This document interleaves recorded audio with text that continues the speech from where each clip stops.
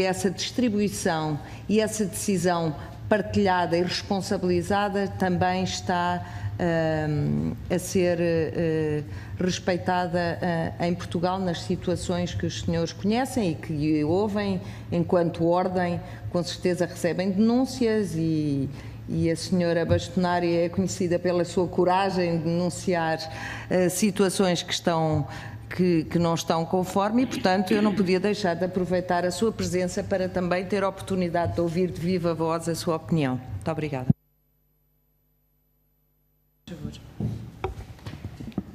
Muito obrigada pelas questões.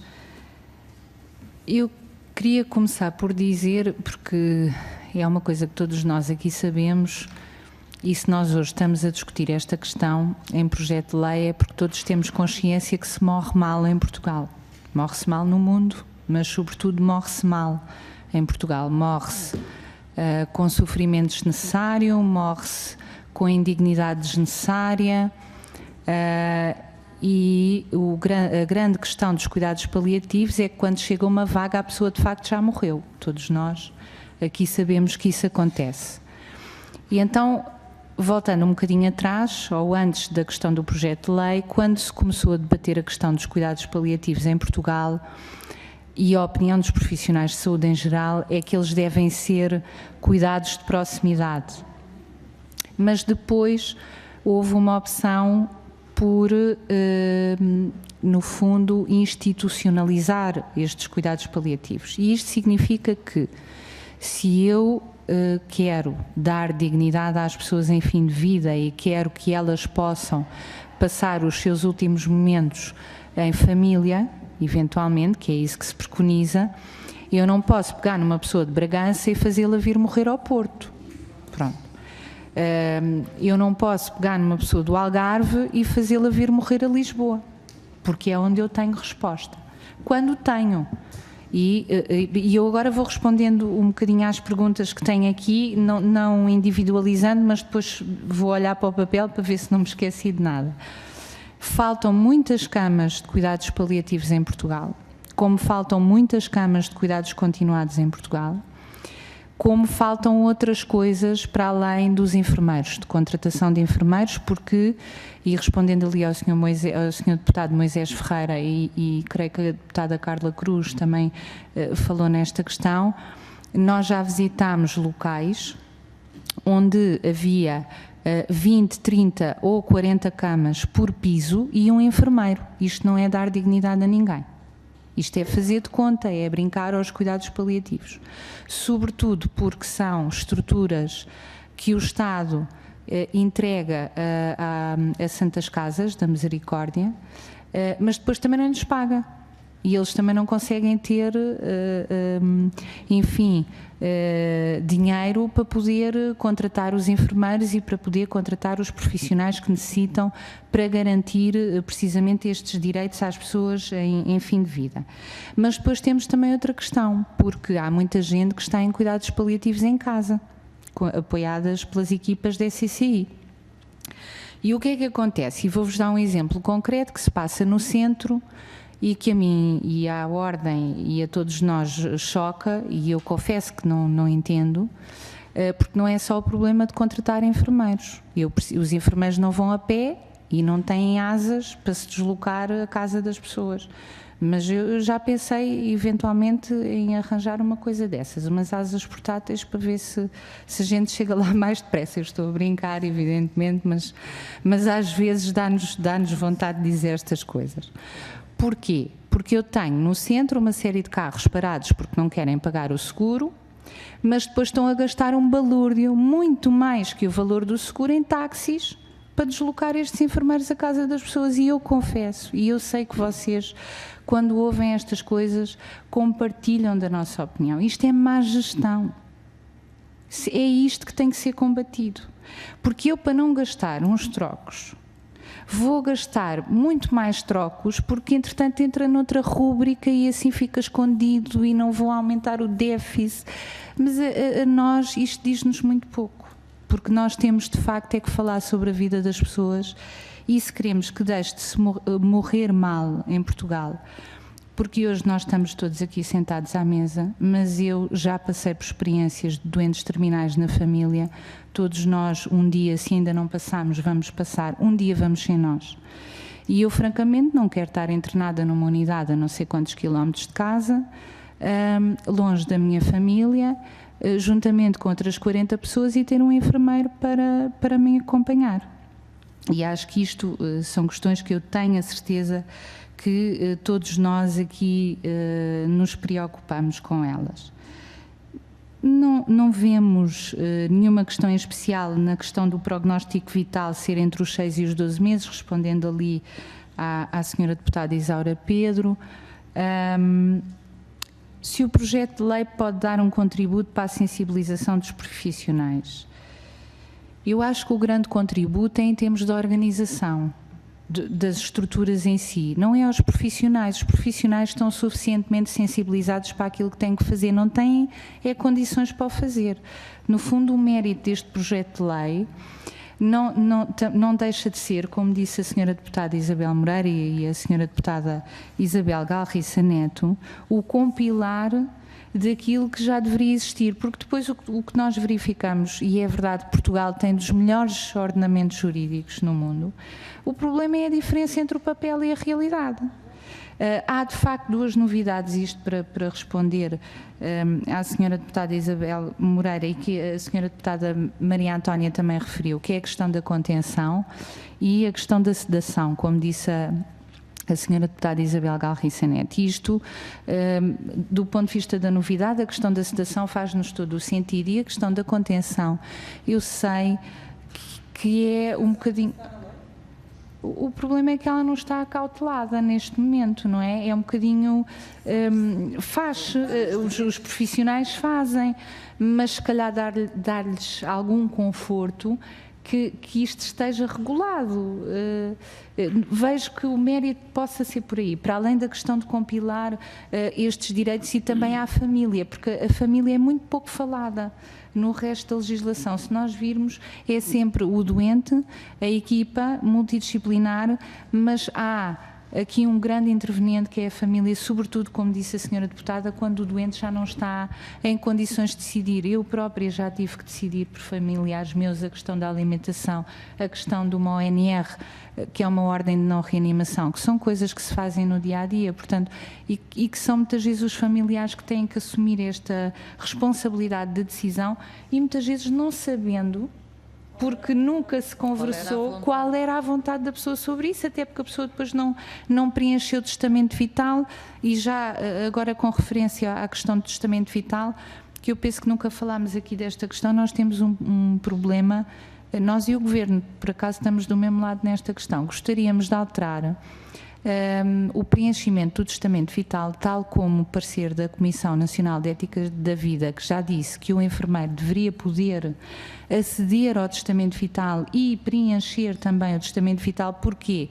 Como disse a senhora deputada Carla, o enfermeiro é aquele que está lá 24 horas, é a primeira linha de atendimento, e não é por acaso que é o mais agredido. Em todos os relatórios vem com o maior número de agressões aos enfermeiros, precisamente são aqueles que estão ali. E não podemos, por uma questão legal, da forma como o diploma foi feito, pensámos, e na altura tratámos esta questão com o Dr. Fernando Araújo, e estávamos a avançar para uma alteração apenas da portaria, mas infelizmente não a podemos fazer porque fomos à Comissão Nacional de Proteção de Dados, que são um bocadinho rigorosos com estas coisas, e como na base a legislação está construída com o médico, embora depois noutros artigos, na mesma legislação, fala em equipa de saúde, mas nos artigos anteriores diz médico, e então essa alteração não se pode fazer só através da portaria. Então eu já agora pedia-vos essa sensibilidade. Tem que ser por lei, tem que se alterar aquilo que foi feito inicialmente para que o enfermeiro possa também preencher o testamento vital. E nós acreditamos, e o Ministério da Saúde também, que se isso acontecer, que mais pessoas terão os seus direitos de fim de vida salvaguardados, porque mais pessoas farão o seu testamento vital, até porque o enfermeiro, pela natureza das suas competências, está mais desperto para esta conversa com o doente e mesmo num contexto que não seja de doença o alertará, olha, não quer preencher o testamento vital, se calhar não tem, é uma ferramenta útil para alguma eventualidade, e é. E, portanto, aproveitando, não tendo a ver com o assunto, esclarecer de uma vez por todas a questão do enfermeiro de família. A Ordem comprometeu-se até 31 de dezembro de 2017 a ter um conjunto de regulamentos e documentos prontos para entregar ao Governo em 4 novas áreas de especialidade: os cuidados paliativos, o enfermeiro, a saúde familiar, onde está incluído o enfermeiro de família, o doente crítico e enfermagem perioperatória, vulgarmente bloco operatório. Eles estão prontos, foram concluídos até 31 de dezembro, foram levados a uma Assembleia Geral a 3 de janeiro, eu penso que sim, e agora não está nada do nosso lado, estão todos para homologação, como assim tem que ser e define o nosso estatuto, no Ministério da Saúde. Está também um projeto de regulamento para que de uma vez por todas os enfermeiros possam, e já agora peço a vossa ajuda e o vosso apoio nesta questão, porque é de todo justa, que os enfermeiros possam fazer as suas especialidades em regime de internato, tal como os médicos, e portanto teremos muito mais enfermeiros formados nestas áreas de especialidade, nas 6 que já existiam e nestas 4 novas áreas, o que será bom para todos nós, porque teremos cuidados mais especializados e de maior qualidade para todos nós. Portanto, esta questão fica respondida, tinha sido, penso que a senhora deputada Isaura Pedro e a senhora deputada Isabel. Em relação à senhora deputada Isabel Moreira, portanto, se existia algum direito que não estivesse já previsto, são estas duas questões, a questão da contenção e a questão da sedação. Na questão da contenção, que a senhora deputada Maria Antónia disse, se não seria, no fundo, violentar o doente. Bom, mas ela usa-se não só em doentes sem fim, é uma medida de caráter excepcional, mas que se usa não só em doentes sem fim de vida. Infelizmente muitas vezes tem que se recorrer a ela, mas que se diga, pois não é por causa do enfermeiro ou do profissional de saúde, mas pela própria pessoa, porque frequentemente, e imagina, eu vou dar aqui agora um exemplo muito concreto, imaginem uma pessoa que não tem já nenhum acesso venoso, nenhum acesso de veia para a administração de medicação e tem um catéter central, que é a única forma que nós temos de administrar a medicação necessária e eventualmente a sedação numa situação de fim de vida. E agora vejam se essa pessoa arranca o catéter central. Portanto, é neste sentido que nós vemos a contenção. Estes catéteres pronto, agora já são bons. Isto era um outro paradigma de cuidados paliativos. Imaginem uma situação destas, em que as pessoas arrancam os acessos venosos, arrancam as algálias com os balões cheios, por aí fora. E, portanto, são situações que elas, às pessoas, às próprias pessoas, as prejudicam. Numa questão de fim de vida não é uma questão de preocupação do risco de vida, mas do conforto da própria pessoa. Isso é que eu perguntava, e portanto, violentar o doente. Mas é como uma medida de caráter excepcional e é muito ponderada em equipa. Do mal menor, é isso. No fundo é um bocadinho esta questão. Querias dizer alguma coisa sobre isto? Em relação à contenção física, já existe uma norma da Direção-Geral de Saúde, não existe em formato de lei, obviamente, e daqui a inovação em relação a isto, mas há uma norma da Direção-Geral de Saúde e estas questões, esta contenção, só se faz, de facto, em caráter excepcional, sempre a diminuir o risco do doente, mas há um escalonamento de intervenções que devem ser tidas em consideração até chegarmos a esta contenção física. A inovação, de facto, desta sedação no diploma é importante até para não chegarmos a esta contenção física, que é permitir esta sedação. Obviamente que isto dá aqui um reforço aos profissionais, não é? Se tiver legislado, dá um reforço aos próprios profissionais para, no seu dia-a-dia, sendo que é difícil a existência de unidades nesta perícia para a sedação, né? Portanto, não estamos a falar que neste momento, qualquer serviço que tenha doentes em fim de vida tenham condições e profissionais qualificados para chegarmos a esta questão da sedação, mas de facto é importante ver retratado no diploma esta situação.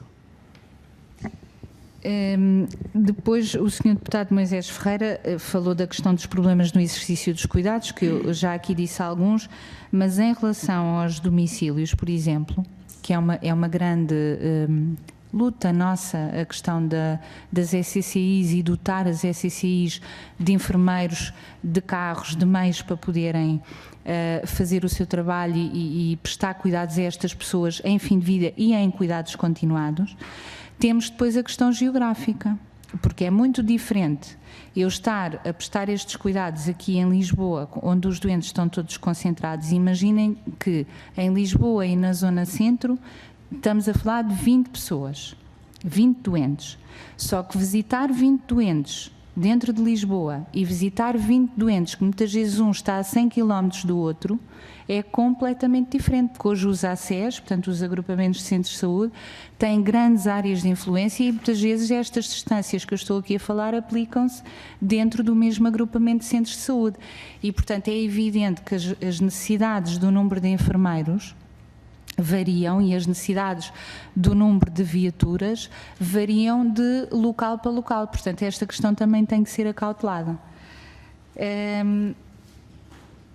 Depois, a senhora deputada Carla Cruz falou da questão da equipa e da prestação de cuidados, e muito bem. Eu acho que, e nós achamos que muitas vezes quando se fazem estes projetos de lei ou outros onde estamos a falar de saúde, e se usa muito a palavra médico e a palavra clínico, é uma coisa muito portuguesa. Nós ainda temos é uma questão social e cultural que eu acho que vai mudar com os anos, não é uma coisa que a gente vai mudar por decreto, é uma coisa que vai mudando aos poucos, já foi pior, já está melhor, não é por mal. Acho que simplesmente as pessoas, quando pensam em fazer alguma coisa nesta área, pensam médico, mas na verdade quem lá está às 24 horas por dia depois a cumprir as prescrições e a ter as intervenções autónomas de enfermagem são efetivamente os enfermeiros. E portanto é muito importante que, e sei que a senhora deputada Isabel está desperta para esta questão e com certeza que não terá nenhuma questão em fazer uma alteração onde diz médico para equipa ou para outro termo que envolva todos os outros profissionais. Que retrato é que fazemos sobre a realidade relativamente a esta área? Perguntou a senhora deputada Carla Cruz, eu creio que já o fiz, mas se houver alguma coisa assim mais específica que depois queiram, algum exemplo que queiram que possamos dar, também o faremos. E disse também a senhora deputada Maria Antónia que as decisões de fim de vida devem ser partilhadas ou não por várias profissões. Devem, dentro das competências de cada uma. Ou seja, eu tenho uma equipa multidisciplinar onde todos são, de facto, muito importantes, não têm as mesmas funções, como é evidente. Eu tenho um enfermeiro que tem que lá estar 24 horas, que vai prestar determinado tipo de atos e não tem a necessidade, por exemplo, de um psicólogo 24 horas por dia ali ao lado do doente. A intervenção de cada uma das profissões, dependendo das suas competências, e aqui aproveito para fazer uma provocação pequenina, porque nunca mais sai a lei dos atos em saúde, que tanto jeito nos dava, precisamente para balizarmos estas questões. Pois nem sabemos se vai sair, mas era importante, de facto. Mas as decisões de fim de vida devem sim ser partilhadas pelas várias profissões dentro do quadro das competências de cada um. E eu penso, e vou dar aqui um exemplo muito concreto, que não tem a ver com esta questão do fim de vida, mas para perceberem o que eu estou a dizer, e creio que receberam nós fizemos uma exposição de uma situação que nos preocupa muitíssimo, de prescrição de metadona por parte de psicólogos no DICAD do Algarve. Isto não pode acontecer. Portanto, e por isso é que eu falei da questão da lei dos atos em saúde, é que as pessoas às vezes avançam com muita confiança. Eu penso que sim, que enviamos para todos os grupos parlamentares, mas depois confirmo. Avançam com muita confiança para áreas que não lhes pertencem e que não têm, de facto, conhecimento e competência para o fazer. E isto não pode ser, porque esse voluntarismo, muitas vezes, aliás, sempre, prejudica muito mais do que ajuda. Portanto, de cada um, dentro do quadro das suas competências, sim senhor, deve intervir nestas questões das decisões de fim de vida, mas, e serem decisões partilhadas, mas cada um com o seu quadro legal e deontológico. E no caso das famílias decidirem, se nós temos a percepção, perguntou a senhora deputada, se isto era respeitado. Nós temos essa percepção. E quando isso não acontece, e eu estava aqui a fazer um esforço de memória para pensar se tinha recebido alguma exposição sobre esta questão e não respeitar nenhuma decisão que tivesse sido tomada pela família, algum profissional, enfermeiro, mas não recebi. Tenho recebido é ao contrário, e porque isto acontece muitas vezes, e a senhora deputada Isabel sabe que isto acontece, muitas vezes as pessoas tomam uma determinada decisão e quando chega a hora mais crítica, as famílias sobretudo voltam atrás. Imaginem, toma-se a decisão de que aquela pessoa vai morrer em casa. Prepara-se a família, conversa-se com a família, explica-se os momentos, o que é que vai acontecer, os sintomas, os passos, mas chega a hora e as pessoas entram em pânico, chamam o INEM e levam para o hospital. Portanto, tenho ao contrário, mas não tenho de que não tenham sido respeitadas as decisões. Eu acho que, em regra geral, os enfermeiros e os outros profissionais de saúde respeitam muito aquilo que é a vontade das famílias. Muitas vezes pode não corresponder à vontade da pessoa, como já disse aqui, porque a pessoa já não consegue. Mas lá está, não consegue porque não houve essa conversa entre a família e, portanto, nós também não temos como adivinhar se a decisão que a família está a tomar é ou não a decisão daquela pessoa que já não está em condições de nos dizer. A questão que nós aqui falamos sobre o excesso de voluntarismo tem a ver com, não neste caso dos grupos parlamentares, mas dos profissionais, portanto, e na ótica de cada um de nós, enfermeiros, médicos, farmacêuticos, psicólogos, nutricionistas e por aí fora, podermos exercer aquilo que são as nossas competências, porque se não o fizermos, estamos a prejudicar muito mais do que estamos a ajudar. Portanto, só nessa questão. E a questão que o meu vice-presidente disse aqui, que nos dá, a regulação dá-nos outro conforto, isso sem dúvida que nos dá outro conforto, até porque se assim não fosse, não fazia sentido existirem, por exemplo, ordens profissionais, que é quem regula determinadas práticas em determinados contextos. Não é que não se faça sedação paliativa, mas de facto, se não há nada descrito em termos legais sobre esta questão, e há sobre muitas outras, por que não haver? Porque não orientar... Naquilo que é um direito, na questão do sofrimento. É aqui que nós estamos a encaixar a questão da sedação. Não tem a ver com o desconhecimento dos medicamentos a administrar, não tem a ver com o desconhecimento das doses, tem a ver com o facto dela não ser considerada ainda um direito para qualquer um de nós. E por isso hesitam em fazê-lo? Não é que se hesita em fazê-lo, mas nós temos legislados tantos direitos relativamente a tantas outras questões, por que não ter também relativamente a este? Mas percebo o seu ponto de vista, mas para nós é só esta a questão. Sim. Para nós é só esta a questão. Porque não, se estamos a falar numa situação de fim de vida, este não ser um direito essencial que está lá descrito. Faz todo o sentido que assim seja.